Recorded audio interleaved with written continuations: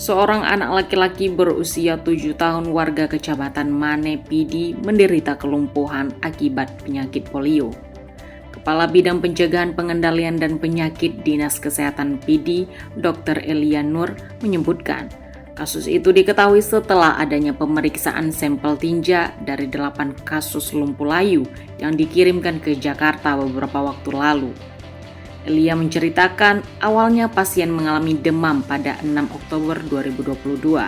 Selang 2 hari pasien mengalami keluhan berupa kakinya tidak bisa berjalan. Hingga pada akhirnya tanggal 18 Oktober pasien dirujuk ke Rumah Sakit Umum Daerah Tengkuci di Tirosigli. Dikatakannya tim surveillance selalu melakukan kegiatan rutin di mana jika ditemukan anak-anak mengalami lumpuh layu mulai dari usia 0 sampai 15 tahun dan tidak memiliki trauma akan dilakukan deteksi dini.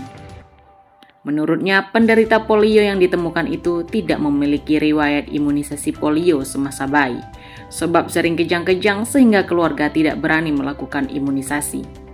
Saat ini, lanjut Elia, kondisi pasien mulai membaik. Sudah bisa berjalan kembali meskipun dengan keadaan menjinjit.